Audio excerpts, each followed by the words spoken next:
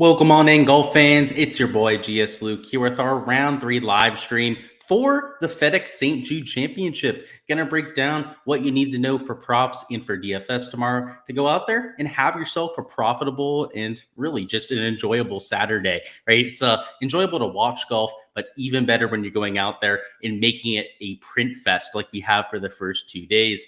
Day one, right? Told you guys, went out there, printed for a little bit over 3K. Today, made another 2 racks on top of that. So we're off to quite the start this week when it comes to props. And for DFS, there's no cut, which I think is really going to help us out. But we have a lot of those low-owned values towards the top. And if we can catch up with a few studs, could be looking at potentially a takedown or two there on DFS too. So loving what we're seeing so far. Hopefully everyone has had a solid start to the week, whether you're playing golf, whether you're just hanging out with family, friends, whatever the case may be. Happy Friday to all of you golf fans out of there. And yeah, we got a little crown and Coke in the cup. Mentioned that we'd probably get around to it at some point, and I think our stomach can hold up on it now. So we've got a little crown there. We haven't really taken any sips yet, but shall we indulge right now? What's going on, Bobby? He says, light the candle. I love it. What's going on? Colin says, how do we feel, I guess, about where Scotty is for the outright? Feels decent, right? He's in contention. He's within striking distance. We'll have to see how he fares over the weekend, right? A lot could happen. He could go out there, completely lose the putter, or he could get hot on the greens, right? So we'll have to see. It'll be fun to watch. Bobby says, thanks, Luke, for the money plays. Of course, man. Just hopefully we can run it back today. So let's go ahead, bring up the projections, and get this thing started, shall we? When you guys are hopping in here, don't feel shy at all to go ahead and say hi down in chat. And let's get this thing rocking. If you have any questions, feel free to go ahead and throw those down in chat at any point. But we're going to go through the weather, some DFS talk afterwards, some general strategy notes, a few players that I have my eye on. And then towards the end, we'll talk about props. So it'll go talk about the course and weather, right? DFS and then props, right? For anyone out there tracking. So let me make this screen a little bigger. And let's talk about the golf course, which, let's just be frank, played super easy again, right? It was a 1.4 under par average. I told you guys that round one was going to be a really good barometer for what to expect today, and it was off by 100th of a stroke. I mean, I didn't think it was going to be that close when it came to the scoring average, but that's exactly what we got, right? We had next to no wind. We had preferred lies once again. We also had receptive greens, right? That was apparent for pretty much from the first shot. And you saw that reflected with the scoring. So when it came to the conditions, nothing really changed, right? It's about keeping the ball in play off the tee, being able to take advantage of those preferred lies, and then throwing darts into the green. It's no surprise that a guy like Lucas Glover is there at the top, especially considering how hot the putter's been for a little bit. Jordan Spieth, right? Known for throwing darts. Tommy Fleetwood, Sungjae Im, Tom Kim, Griot, all really good iron players that get it done with the flat stick too. So that's why a lot of our top end players have done well to this point of the week, because that's the kind of skill set that I was looking for, right? I mean, even like a Taylor Moore fits that. I wish I played Rory over a John Rahm this week, but of course we have that Scotty Scheffler exposure there. He's a T8 right now. Like I said, 3 shots off of the lead. So it'll be fun to watch this tournament go on. I do think that it's going to get slightly harder here over the weekend rounds as it gets slightly firmer and faster. So if we hop on over here to the weather, I think it's a relatively good segue here. You can see that it's not going to rain for the rest of the weekend, at least as of right now, right? There's a few little pockets of clouds that are expected to come through, but no real substantial rain. That should hit Memphis over the next 2 days, which means the greens should get a little crunchier, right? Tomorrow, it's going to be sunny for at least pockets out there. There's going to be at least a little bit of wind, right, to kind of dry the place up. And then on Sunday, it's a little bit sunnier, right? It's up there in 100-degree temperatures, 99 up to 105 degrees by Sunday afternoon. So obviously, this isn't a round 4 stream, but by the time we get here to Sunday afternoon, I think this golf course is going to look a lot harder than what we saw for today or even there for Thursday. So you're going to start to see that effect tomorrow, right? As the course starts to transition to playing more like it typically does, right? Which isn't a complete dart fest like you've seen. And it's going to add a little bit of difficulty out there. So it's important when we get to props, right, to know that this 1.4 under par baseline is probably not going to be reproduced here for round 3, even with moving day pin locations, right? They're going to give them chances at a few bull pin locations, but because of the firm and fast greens, because it looks like there's a little bit more wind out there in the projections, you're probably going to see slightly harder scoring. In terms of your weather edge for Sunday, or I should say for Saturday, sorry, getting ahead of myself there, it looks like potentially the later starters are going to get on the better side of it, right? So if we take a look at the early morning hours, they're teeing off starting at 8 a.m. local time. I should say 8:10 a.m. Eastern time, I guess, actually. So that'll be 7:10 a.m. local time. The first group will be teeing off, and that'll be Sepp Straka and Wyndham Clark, right? So the guys that are the furthest back at this point, the bottom of the leaderboard, and they're going to go off of threesomes mostly, right, the entire day. So after the first 2 groups, they're sending them off in threesomes. And of course, the last group up will be your leaders are teeing off at 11:50 local time. So right, pretty much right there at noon. And based on the weather forecast, right, so we have guys going off at like 7 a.m., right? And then we have guys going off at noon. It kind of looks like the guys going off at noon get the better side of it, right? Because the later you tee off, the lower the sustained winds are. This is HRRR that I have up here for a model. And the wind gusts also die down. From about 8 to 10 a.m. local time, you can see that the wind gusts get it up there to the actually 20 to nearly 30 mile an hour range, which would be pretty crazy to see out there. And the sustained winds are about 3-4 times higher than what they're going to be for the rest of the day. I should say maybe twice as high, right, as what you're going to see for most of the rest of the day. So the later your tee time is, right, the more that you can avoid those early storms, I think the better off you might end up being. The contingency here, right, is that this forecast has to be right. And I would just say, there are a few others that agree with it. This NAM model, you can see, right, they're calling for pretty windy conditions up until right around noon. This Meteo Blue model, kind of the same thing. So they're all kind of in agreement, right? There's a few that don't agree, right? Icon's not really doing that. Let's see. What's GFS calling for over here? It might take a second to load. All right, let's skip GFS. We'll get back to it. So ECM versus Saturday, right? You've got that little, slightly higher wind gusts. Okay. And let's see the GFS. And it's not as pronounced, right? It actually lasts a little bit longer when it comes to the sustained winds there. But you have a lot of these models, right, kind of calling for the same thing. And if that's going to be the case, the chalk might get off on the better side of things, right? You might have to play a little bit more chalk here for Saturday Showdown than you like. This is a weather forecast that I'm going to keep an eye on as the night progresses. It could very well change by the time we get to like 9-10 p.m. tonight. It could change, heck, by the time we get there tomorrow morning, right? We could, go to sleep with one forecast and wake up with a completely different.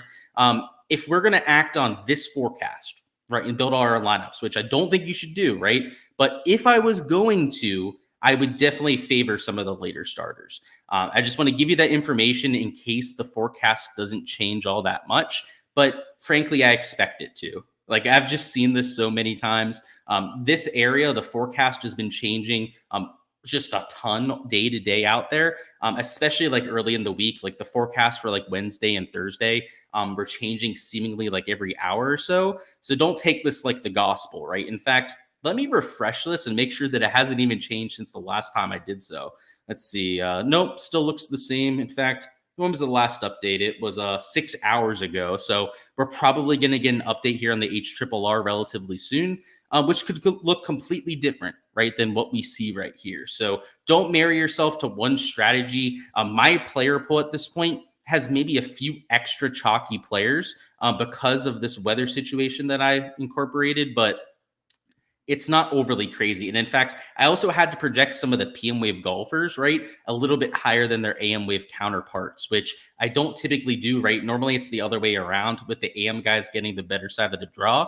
But with my ownership algorithm, shouldn't say ownership, my projections algorithm, I should say, I had to reverse it this time, right? I had to give the guys in the PM wave a little bit of a boost, which, like I said, is very rare when it comes to a showdown slate. Let's bring up our DFS projections. Of course, this is the sheet that I post on Patreon for every showdown sheet. And everything on there on Patreon is, of course, not blacked out. So if you're wondering where you can get all of my player pool and that sort of fun stuff, that's where you can find it. But let's go through a few featured plays that I want to go through together on here. So kind of like we do for most of the showdown streams, right? I don't give you guys my entire player pool, but what we're going to focus on here are, I guess, a few of like the core plays that I'm getting to and some of the reasoning behind it, right? Because I think that's the important part. So some chalky pieces you might want to consider playing, right? There's a bunch up here, honestly, a bunch of the elite tier players that are going to be no-brainers. I think Rory McIlroy for me is one that I'm personally going to be playing just because of the, I would say, upside that he brings to the table. The ball striking has been unbelievable for Rory to this point. In fact, let me go ahead and just give you his exact shots gained to this point. It is, I believe, top 5 in the field, but let's not even guess, right? I'll give you the exact numbers for Rory McIlroy. The putter's just been really letting him down. So over the first 2 rounds, he is number 4 in the field in shots gained tee to green. I'm gaining nearly 5 strokes per round. He's losing slightly around the green. So if you just look at ball striking, he's actually just number 2 in the field behind, actually not sure who's behind at this point. You can check on that on Data Golf here in a second. But he's losing with the putter too. So if he can go out there, just continue that ball striking, maybe switch up the putter, right? They were mentioning on the broadcast that maybe he goes back to the conventional blade putter that he was using before. I mean, if I were him, I would, right? Because at this point, you're hitting the ball better than pretty much 99% of the field. Just do anything you can, right, to get something to drop with the flat stick. So I'm playing Rory McIlroy. I don't care if he changes his putter or not, right? I just threw that out there. I'm kind of spitballing ways he could get to the optimal lineup. But just remember, it's Rory, right? The guy luck sacks those 20 to 30 foot birdie putts all the time. We know that he chips in like a Jordan Spieth all the time for birdies across the board. So don't be surprised, right, if he has that spike round, right? He's been laying the foundation with the ball striking. And for Rory, it just comes down to that putter, right? If he can have a decent day putting, and we're not even talking about like a spike round putting. Like if he gains like a stroke and a half putting, which is again just like a mediocre, decent day putting, he's going to go out there and break the slate. So definitely considering him in a few lineups. And it's that kind of player that I'm taking as chalk, right? I'm trying to take somebody that's hitting the ball well, that has that later tee time, and that I think still has potential going forward, right? There's somebody like a Victor Hovland you could consider playing, but he had a spike round today, right? Whereas Rory still played decent, but he has a lot of room to improve. So I'm more looking for players on their way up, right? Rather than somebody that's already hit their peak performance on a week like this. And Rory definitely seems like that sort of player. Let's see, what do we got? Finally, Scotty in contention early instead of digging it out late. Yeah, for sure, right? Normally he's like 10 strokes behind at this point. So yeah, I know we had the question about his standing. I feel pretty good about it, right? He's in a much better spot than most weeks. Scotty's new putter has been good. Yeah, he's still hitting it off the heel though. They were showing that on the broadcast. He is not a good putter. Like his stroke is just ugly. I know he doesn't get a lot of flack for it like a Zalatoris because it's not as visually disturbing, right, as a Will Zalatoris's yip.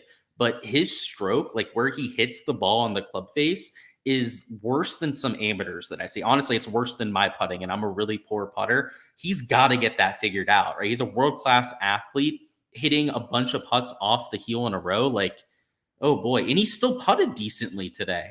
Like, I mean, like imagine if he could just hit his putts like he hits his iron shots, right? He hits his iron shots with such precision.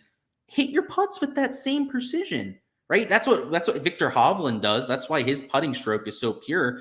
He's been on record as saying so, right? That's his kind of his mentality. Scotty's got to try that. What's going on, Mark? Bobby says humidity taking a toll on these guys. Yeah, I could see that, especially towards the end of the day. Sepp sucked. Yeah, he did for sure. I'm going right back to him though. Bobby says hot as balls in Memphis. Yeah, it always is hot here. It's just a hot part of the country and a hot part of the year, right? So that's what you're gonna get. Glover needs to order some Manscaped. deodorant. He looked nasty out there. Yeah, I mean, even Hovland looked gassed, right? Hovland is like a fit guy, right? He's not really going to be winded out there like maybe a Shane Lowry or I would out there. Maybe even a Lucas Glover dealing with a little bit of sweat issues. But I imagine a whole lot of the field was feeling that way. And I mean, if Victor Hovland, of all people, is looking like he's about to pass out tired at the end, I can't imagine the old dudes, right? Like a Lucas Glover. I mean, that's got to be rough out there.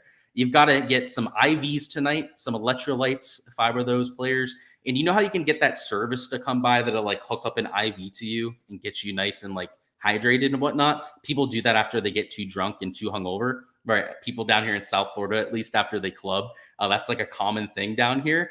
They've got to do that for these tour players, right? They've got to get that IV service to come over. It's not even that expensive. Like I have buddies that have done it like for like a couple $100, and they're going to be beautiful tomorrow, right? They're going to be more hydrated than everyone else. Maybe I'm giving out the nuts out there to these players, but they've got to do that. I mean, why wouldn't they, right? I mean, drunks out here in Florida are doing it. Why not these professional golfers? Hard to hit darts when you're sweaty. Yeah. Yeah, he's a hoot, isn't he, MAGA? If Rory could have putted today, he would have been leading for sure. And that's the idea with playing him, right? Just hope that you get that spike performance. So, yeah, I'm hoping so. Rory has a new putter like Scotty. Yeah, I think he's got to ditch it, though. It's not working, huh? Right? For Scotty, he's at least making some of those 10 to 15 footers. Rory's not making a birdie unless he's hitting it to like 2 to 5 feet. So, yeah, if I were Rory, I'd be throwing that thing in the lake and yeeting it into next week. And the announcers mentioned that he brought his old putter with him. So it would be real easy to do, right? Just throw the other one in the lake on the way over to the course and go with the new gamer. 110 Dallas. I don't know how you do it. Down here in Florida, I think it was like 95, 96 today. Now it's real humid down here, so it feels a lot hotter. I couldn't imagine 110. That's crazy. It's 10 degrees hotter than Hades here in South Florida. Yeah, I'm from South Florida too, Jason, so I hear you. I was out earlier walking a little bit, and it was ridiculous out there. I'm glad I'm able to sit inside in the afternoon and watch some golf on TV, right? Not out there playing. My brother asked me to play golf today, actually, and I told him no because of how hot it is out there. All right, another chalky guy I'm getting to would be a Jordan Spieth, right? So he's a late tee time. Again, that weather edge may or may not happen, so let's not act like it's a gospel. But if that's the case, right, I think it helps him out clearly. And he shot 2 under par today. I think he hit 8 greens in regulation the entire round. So he was playing horribly. He could not hit the broadside of a barn off the tee. Even his irons really weren't all that good, yet he still shot 2 under par, right, and beat the field average. That is a dangerous Jordan Spieth. That's a Jordan Spieth that's putting, by the way. It's not like he just pulled it out of his ass, right? He did on that one bunker shot making a birdie. But when Jordan Spieth has the putter working, I mean, he's the best around the green player on tour, right? Everyone knows that. Maybe not statistically, but you put him in a hard situation, right? He's capable of pulling out some of the best shots. When he's got the putter working, it's almost impossible for him to make a bunch of bogeys, right? He just goes out there, he kind of like figures it out, right? Like he'll hit 8 greens like today and shoot -2 and make 6 birdies on the day, like he was able to do today. So obviously we don't want that to happen again. He can't hit 8 greens and get into the optimal lineup. But if Jordan Spieth, instead of getting up and down with that putter all day, is hitting the ball to 10 to 15 feet like he was in round 1, he might shoot 7 under par again, right? So clearly has a little bit of luck going for him, but that putter is extremely elusive for Jordan. And when he has it working, I ride that, right? He's extremely streaky. Normally when Jordan plays well, he gets into contention, and moving days tend to be some of Jordan's better rounds, right? And I can just tell you as a huge Jordan Spieth fan, right, on Sundays, he gets the nerves, right? He's definitely more of a cerebral player, is more prone to some of those Sunday nerves. On moving day, he's really free, right? He's gone out there, gone the lead before 2-3 times just this year during moving day, right? Came from like 4 or 5 shots back and grabbed the lead on Saturdays. Now he's only 1 shot off the lead, right? So it's not like he has to do all that much to grab the lead. Don't be surprised if Jordan Spieth is your leader after round 3. And like I said, that's not always a good thing for him, though, because he's an absolute head case on Sundays. I like Sherrell Hatton here, too. He's not a later tee time, so There are going to be plays, of course, that I'm taking from earlier in the day, especially right if that weather edge ends up flipping. So a player, and I guess an example of that, right, would be a Terrell Hatton, just an extremely streaky player that when he has his best stuff is going to go out there and make 7-8 birdies, right? I mean, you saw it final round at the Players, right? Did that from way behind there. I mean, he's -1. I know he's 9 shots off the lead, right? But if he goes out there, has that nuclear kind of day, he might be like 5 shots off the lead at the end of tomorrow, right? That's a realistic outcome. So, yeah, I'll take Terrell Hatton at low ownership all day. Hideki's kind of chalky, but I'm playing him. He's been really good with the ball striking this week. Kind of like a few other players here, just the putter hasn't followed. So just to give you a few stats on Hideki, over the first 2 days, he's gained a bunch of strokes around the green. So that's kind of weird, but I mean, Hideki is a really good short game player, but he lost over 3.3 strokes putting today, which is just, I find, very unlikely to happen again, right? So he still made 3 birdies despite losing over that 3 strokes putting. If he can go out there tomorrow and just clean it up a little bit, that's maybe a 5-6 birdie performance, which at $8,400, right? Like, I think he's really fairly priced too, might be enough for Showdown. Keegan, right? I think the price tag is just way too low at $7,300. He's also only 11.5%. Siwoo Kim is only $7,000. Makes no sense, right? It's just a weird Showdown slate. It's a real soft pricing because of the kind of field that we have here. Yeah, Siwoo Kim is way cheaper than he should be. You've got Justin Rose, right? I know he's not playing well, but he's $6,600. Like, to me, that just baffles me, and he's only 1.6% owned. So for my value plays, I'm trying to take some of these guys that are just like egregiously priced, especially because I do have a few pivots up top that I'm taking, right? It's not just Terrell Hatton, but just to give you another pivot up here, I'm taking like a John Rahm, for example, right? So I'm not just playing Rory when it comes to my studs. Like a John Rahm, right, is going to be sub 10% owned. And I know, like, hasn't been his best self to this point, but he's still only 10 shots off the lead, right? And I know 1 under par looks a lot better than even par, but it's only a 1-shot difference, right? Like, if you look at Terrell Hatton here at -1, you're like, oh, okay, he hasn't played well, but at least he's under par. You'd be surprised the kind of psychological effect that him being even par versus -1 has on the casual golf fans out there, right? You and me know there's clearly only a 1-shot difference. But when you're on there in Draftkings, right, and you're not really doing research to make your player pool, and you're just kind of looking at the scores, right, looking at the prices, going like, oh, I know that Rory guy, right, clicking him into lineups. When you see an even par as opposed to -1, that has a huge effect on your psychology. And that's why John Rahm will probably be sub 10%, which is just ridiculous for somebody of his skill set, right? Even when he's not playing well, he should be 15% owned, right? It's John Rahm we're talking about, top 3 player in the world. So anytime we're going to get him at low ownership, I am 100% going to be a buyer. Let's catch up on questions, and then afterwards talk some props. Got some stuff to do here tonight. So what's going on, Alex? Welcome to the live stream. I can't see your emojis. They're not showing up over here, but what's going on, dude? Hopefully you're having a solid start to your weekend.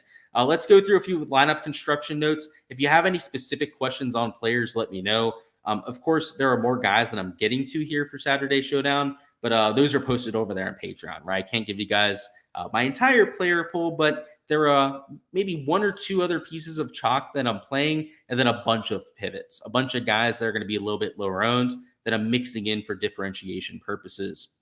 In terms of lineup construction, once again, if you want to be really aggressive up top, let's say play a Rory and a John Rahm together, you have more than enough salary to work with. So if you wanted to build this kind of lineup, right, we mentioned a few guys down here. You could take like a $6,600 Rose, even down here to like $6,000. If you wanted to go the whole way down here to like a Ben Griffin, he's even playable, right? He's got the late tee time working for him. He's the dead minimum price, and he's playing particularly well to this point.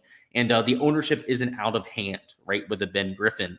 If you just mix in Griffin, you're back to $7,300. And let's say you take one more 6K option, right, to really try and open up some salary. So maybe it is the Justin Rose that I mentioned. You're up to 76.5 remaining. You can take an 8K player if you wanted to, right? You could take a Hideki at $8,000. You could go down here to $7,300 and take your favorite option there. Whatever you want to do, right? All because you just took one super cheap player. So maybe it's Ben Griffin for you. Maybe it's somebody else down here at 6K. There are a bunch of options even in the middle of the 6K range that you can get to. Pretty much whatever build you want to take here for Saturday, you can build, right? Whether it's the double stud, whether it's like even like 3 9/10K options. So maybe you're like, okay, I want to take Xander, I want to take Jordan, and I want to throw Fleetwood in there, right? Normally, you'd have a hard time playing these 3 kind of studs, but for this kind of slate, it's no problem, right? You have 6,900 remaining. You go down here, you throw, I don't know, a Patrick Rogers right into that kind of lineup. You're already back up to 72.5 remaining. So salary is pretty much non-existent, I would say, here for Saturday Showdown. Obviously, you can't just go and click in like 5 people up here in the 10K range, but as long as you're taking one guy down low, you're going to be able to spend up a lot more than you're used to. So be aggressive. I would challenge you to try and take more people down here in the 6K range just because of what it buys you up top, right? It's not like we love playing Nick Hardy, right? It's not like we love playing the guys up here like a Rose, right? A Patrick Rogers, a Shank, right? That you might put in your player pool at the bottom of the 6s. It's what it buys you though, right? Like they're not that much worse of players compared to like a Jaeger, a Connors, a Straka, right? He's playing horribly to this point, and you're saving over $1,000, right? That's the difference between taking maybe an 8K option, right, as one of your middle tier players, and then getting a stud up here in the 9K range, like maybe a Spieth, a Cantlay, or a Hovland. So I would just say be aggressive about it if you're in a large field GPP. If you're even in a single entry, like I like the idea of just being able to take more quality players, right? And truly, I don't think there's a massive difference between somebody like a Ben Griffin in this field. And let me find a good example. Like I think Straka is a great example, right? Like he's just out of form up there in the 7K range. Like there's a $1,500 difference. And I don't think there's a massive difference in terms of their projection for tomorrow. So that's the way I'm going to handle it. I'm going to be a little bit aggressive in terms of my value plays, which will hopefully let me spend up for a little bit more upside there in the top end range. Let's see, any questions? Got to join the round 3 league. You're right. Let me throw it down there. I always forget to throw it down in chat, and we end up like half filling it. Let's do a little better with it. So there's a link down in the live chat now, guys. Again, it's the $5 single entry. You guys know the deal. Playing for bragging rights, money, and of course to talk a little bit of shit. So get in that contest. And with the weather edge, should we go 4 p.m., 2 a.m.? Yeah, I think that makes sense, James. I'm not going to force in a specific build, right? I'm not going to only have like 4 2s, but in general, my player pool has, I would say, slightly more PM players than AM players, but like I'm not going to force in like 4 2s or 5 1s or 6 0s. I'm kind of just going to let the optimizer do its thing. At least for my GPP lineups, right? I'm going to let it do its thing. If I was doing a single entry, I would probably want at least a 4-2 for the PM, right? At least like 4 PM players, maybe even 5, right? If I'm doing like a higher dollar single entry, maybe I take it even a little bit more extreme and take the 5 PM players. But yeah, for like a 150 max pool, I wouldn't set a rule in my player pool, if that makes sense. Like I wouldn't take like only guys after 11 a.m. or something like that. I'd probably be a little bit more relaxed about it. But good question for sure. It's just, I don't even know if this weather edge is going to last. I mean, let's be honest, right? Like it's a micro edge. We're not looking at some massive edge that we can play. This weather projection hasn't updated in 6 hours. So for all we know, it's going to look completely different, right, when we get the next iteration of this projection. So we'll keep an eye on it. But yeah, for right now, maybe a 4-2. And honestly, if you really wanted to play a 3-3 or even like a 4-2 the other way, like I wouldn't have that much of an issue with it. Like it is what it is. Let's talk some props. If you were just here for DFS, I appreciate all of you. Of course, best of luck out there tomorrow if that's the case. And hit the like button on the way out. We're doing the same thing for round 4. So stop on by for that. But for all you prop people, it's time to hop into the board, right? We've had quite the good start to the week, I'd say. And it looks like the board is pretty much the same for birdies. So you've got these top end players at 4.5. You've got everyone but a John Rahm up, it looks like. So yeah, no John Rahm at 4.5. That's interesting. But they do have a Scotty and a Rory up. So that's I don't really get the idea there, frankly. The especially because they have like Tom Kim at 4.5, right? They have some of these lower guys at 4. Let's check out strokes. So yeah, John Rahm's at 67.5. I really don't get that birdie one over there. Like I don't get the thought process, I suppose. Very similar to round 2 in terms of pricing, it looks like. 67 up to 68.5 strokes. For greens regulation, once again, it looks very similar. Maybe the bottom end of the board is priced slightly lower there at 12. And then for fairways, it looks the exact same, right? 9.5 down to 7.5. Only one at 7.5 this time, so maybe that's a little different. But the board on Prize Picks, I don't want to say it hasn't changed, but it looks very, very similar, right, to what we had here for Friday. So knowing that I think the course is maybe going to play slightly harder as the greens get a little bit crispier, right, particularly maybe there for tomorrow, I don't think it's going to be as much of just like a go out there and take positive stances. My cat scared the shit out of me. No, what are you doing over there? Oh, my cat, she scratched the wall. I don't know if you saw me jump right there. That was me, pure panic mode. She scratched the wall and it sounded like chalk on a chalkboard. I mean, it's just loud, piercing noise. I don't know what the hell I thought that was. That scared the shit out of me. Either way, though, if I think the course is going to play harder, right, like I was mentioning, I don't think it's going to be as straightforward of a board, right? I don't think it's going to be like, oh, take everyone over for birdies, right? Or like, oh, everyone under for strokes. It's not going to be that kind of slate. Yesterday, after we got the news about the rain, the preferred lies, I was pretty certain that we were going to see the course play easy again, right? And I did take that kind of approach. They weren't even able to mow the greens and the fairways yesterday. That's also why it played with preferred lies, is because they couldn't even get the equipment out there on the golf course. They're going to be able to do it so tonight, right? There's not going to be all those massive storms.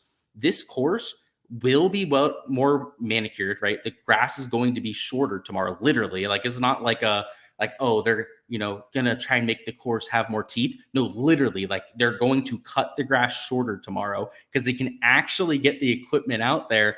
It'll run faster, it'll run firmer, and that's going to add difficulty. So rather than taking a bunch of unders, there's probably going to be some overs to take, right? 68.5 strokes for like a player like a Steven Yeager, right? Even that's playing well might be a little bit too low of a projection, right? So we're going to have to be careful about the kind of props that we're taking. And I think the sportsbook lines are probably going to be some really good perspective to look at. So we got a live board. I want to peek at that here for a second too. We'll talk about the weather over there. Live today was a print fest too, I must say. I should have mentioned that off the bat. It wasn't just PGA today. The live stuff was pretty sweet. So priced higher than round 1, but not crazy. Got guys like Cam Smith at -1. Keep in mind that this is a par 71 setup. So these 70.5s, right? They're priced at half a stroke under par. No birdie or better props over here on Prize Picks, which is kind of disappointing, but maybe we'll get it later on, right? They probably don't have the whole board up at this point. The scoring average for Live, just to give you guys that perspective, was like 1.5 over par, 1.35 over. So at the par 71 setup, that's a 72.35. So that should give you a little bit of an idea, right, of what to expect out there. And now that they've priced up the board, right, they've bumped up the board pretty much an entire stroke across it. There might be some unders to take now, right? So like I said, I think that the Prize Picks board's a little bit more fair now. And I think the same thing with Live, right? So, it makes our job a little harder, I'll say, right? We can't just go out there and be like, oh, do all the things in the same direction, but there's still value to be had. And, honestly, sometimes there's more value because like they just blindly price the board with this. Like they've got Charles Howe the third at 70.5. Like that feels like a solid over. All right, let's throw him in there. And who else did we have for strokes, right? Wasn't it? It was Yeager I was considering, but maybe at 68 strokes we can find a better fade. Let's see. Let's work with this board. So let me bring up the DraftKings Sportsbook. This is one of the tools I use to try and find value for golf props. Sometimes they have round scores up. Yeah, they do. Cool. So we can go off these. They help me out a ton. So we'll do this live on stream together here.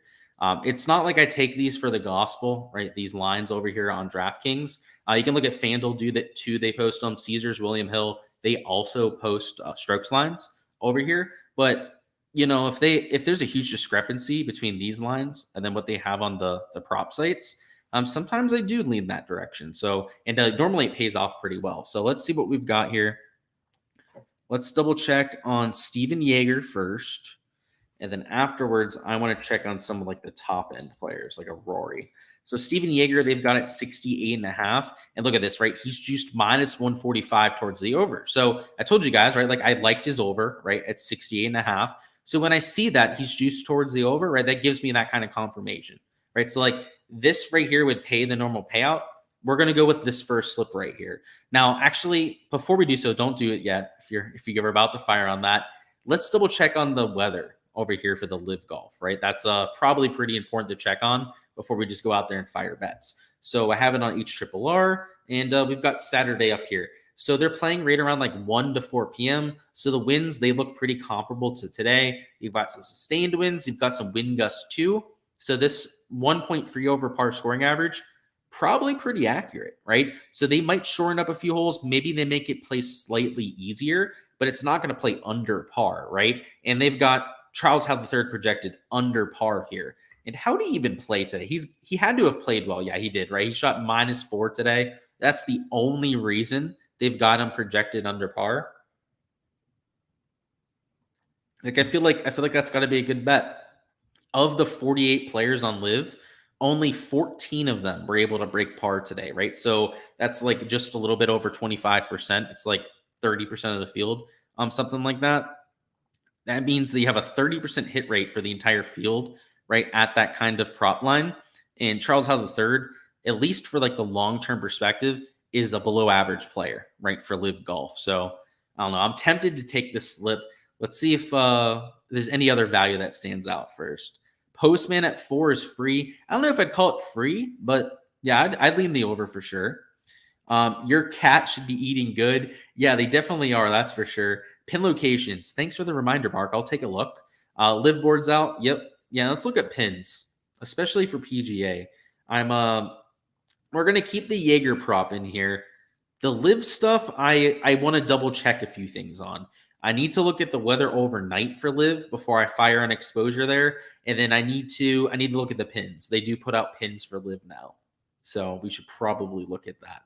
But let's look at the pin locations for PGA, shall we? Let me go ahead, bring up Twitter. And I don't know if we're going to do a full breakdown in terms of the pins.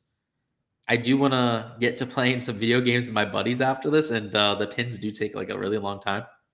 But I don't know. If you guys want it bad enough, if it's something like you guys really want to see me do, I'll do it. But if not, we'll just take a look at them here real quick. All right. We'll bring up the list.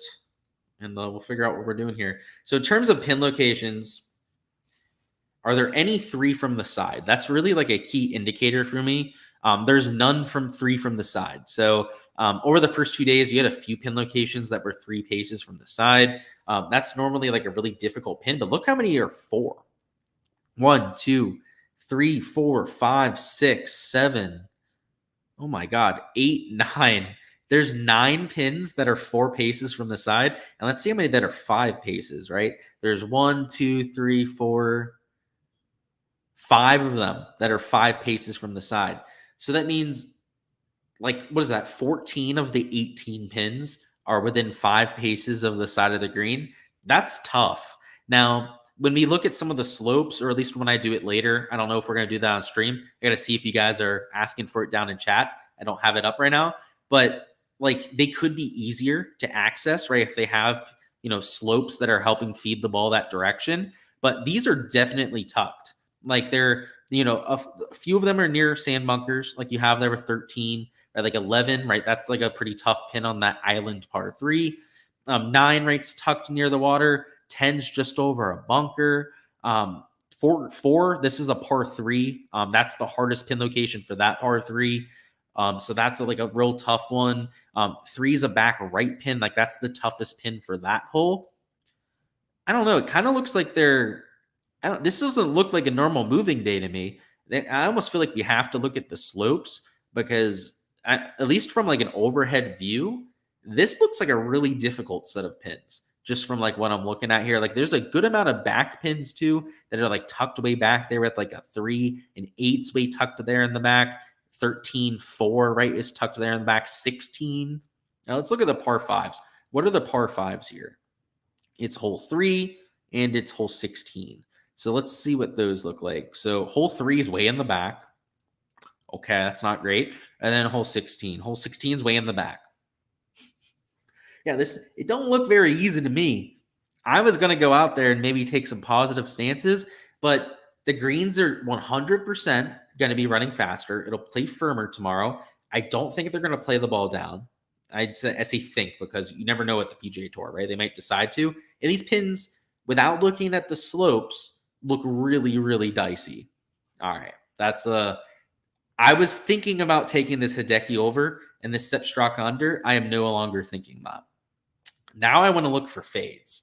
I've definitely convinced myself that this is going to play harder than what we've seen the first 2 days. It's not just the fact that they can get all the equipment on the course right, cut the grass lower, all that sort of fun stuff. It's now the pin locations. Like the setup looks significantly more difficult than what we had for the first 2 days. So in terms of fades, Wyndham Clark kind of feels like a prime fade candidate because he's like in last place, right? He's going off early, which I know might be a little bit of an advantage, but at the same time, like he doesn't give a fuck, right? He's already going to make it to East Lake, let alone make it to the next round of the playoffs. So what does he have to really go out there and really care tomorrow, right? Like if he starts tomorrow like birdie, sure, he's going to care, right? He's going to try and finish his round well. But if Wyndham Clark goes out there and bogeys one of his first few holes, he's probably just going to say fuck it and hit random shots, right? Just start maybe trying to learn a thing or two about his golf swing. So if you're going to fade anyone, like I feel like it's that kind of player, right? Like somebody that might not give a fuck. So let's see what we can do here. I'm sure there's others like Justin Rose is the same thing, right? Justin Rose, if he gets off to a bad start, like he's just not going to care. So like maybe he would take his over on strokes. It's just an idea. I'm not sure if we're going to do this yet, right? We're spitballing ideas out here. Like Sepp Straka, right? Like, is he the first tee time with Wyndham Clark? Like, if you really wanted to be a hater out here, right? Like, you could do this, or you could go like over bogeys on Sepp, and you could go like under birdies on Wyndham Clark.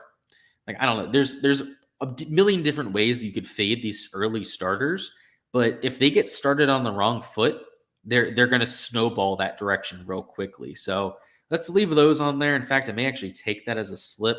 Like Lee Hodges, I kind of want to fade him.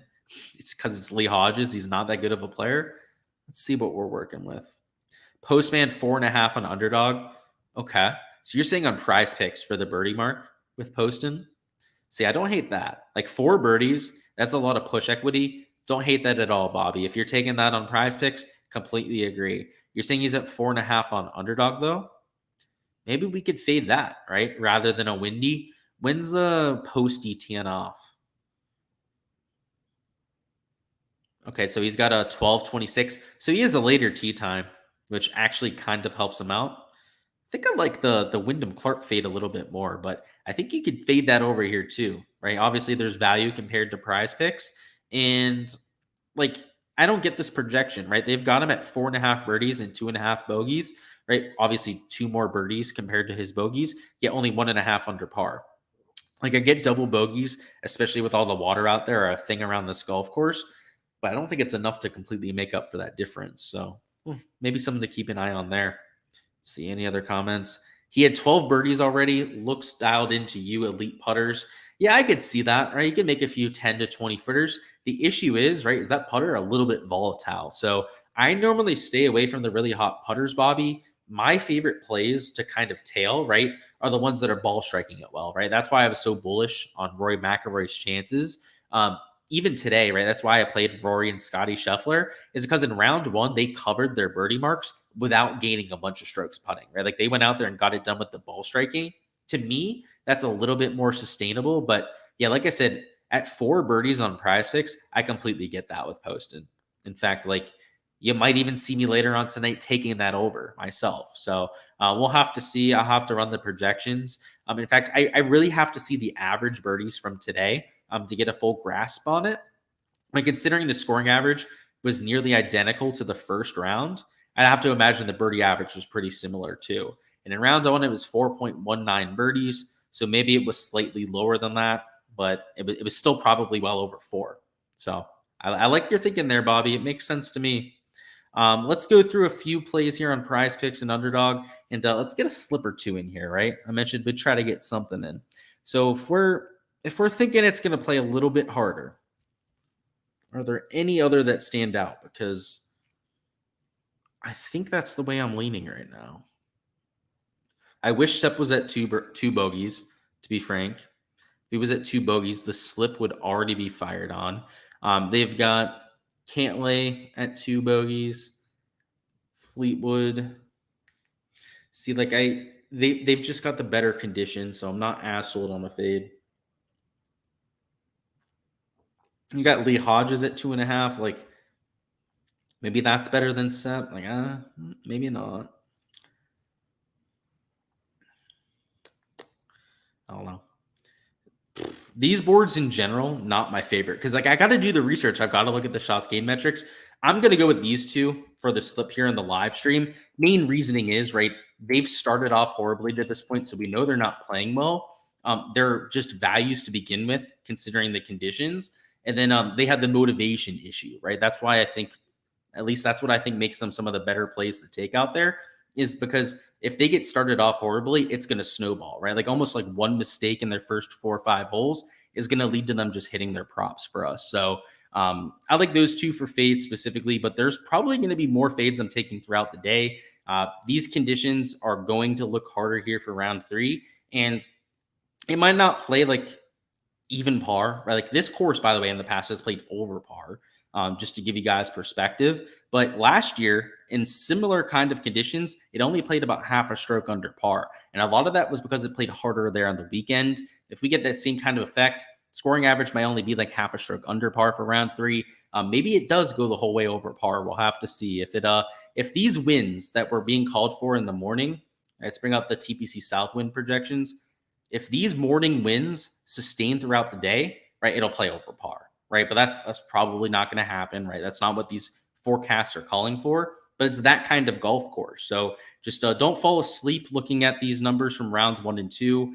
You're probably going to see a slightly harder golf course there. In terms of prize picks, obviously you can't take 2 fades in a row, or else you're going to get a lower payout. So if you wanted to take JT Poston over, you can match it up with Steven Yeager, obviously, and get a normal payout. What I'd probably prefer to do is mix it with a live prop, because if you mix the 2 sports, you do get a regular neutral payout there. This course is going to play over par. We pretty much know that ahead of time. And because of how penal the rough is, I want to try and fade somebody that's not accurate with the driver. And if I'm looking at some of these lower tier players, like, I know Bubba had a good round today, but that required him to have a hole out eagle, right? He shot -2. He made 3 birdies, and then had the hole out eagle to do so. First off, the hole out eagle is a lot of luck. And second off, he had one of his better days when it came to just the normal play otherwise. I think Bubba is not a horrible over there at 71.5. Yeah, in fact, I'm taking it. The scoring average was a whole stroke over par. Bubba Watson for the Live Tour, like, great historical player. Don't get me wrong. He's one of, like, the bottom of the barrel players, like, no doubt about it. So, I can't even enter lineups because I'm at my daily maximum amount, apparently. That's lovely. Well, if I could enter something now, so we'll do this for the stream slip, right? It would be these 2 players. But unfortunately, and I'll take my little logo off the screen so you guys can see what I'm talking about here. Prize Picks is absolutely bitch made. If I go and try and enter the slip, maximum daily amount is $500. I guess that's for all sports, because this is a mixed entry. Kind of unfortunate. Is what it is, I suppose. Let's take a look at Underdog, I guess, right? They're going to let me bet. I don't have to worry about that over here. Let's see. Did we get a live board on Underdog? That would be nice. Nope. Not happening. Let's see. Any other value we should point out before we hop on out of here? Wrong board. No, that's probably it, guys. All right, we're going to go ahead and cut off the stream there. Hopefully, you guys feel a little bit more prepared for your Saturday action. Maybe you can make it a profitable weekend. Of course, they've got those 2 prop slips in that you guys can tail. But if you want all of my exposure for round 3, which will likely be like 30, 40 slips, make sure to check out the Patreon page. I post all of my exposure on there. Of course, all the projections that you saw throughout the video are also posted on there for my Patreons. And helps me with the channel, right? Supports the channel, helps me out with what I'm doing here with the free content. And I'll give you guys all the data that I use for my process to go out there and use for your own process, right? For however you put together your lineups. So I appreciate you guys. Appreciate the support here. Hit that like button on the way out. And let's have ourselves a Saturday, shall we?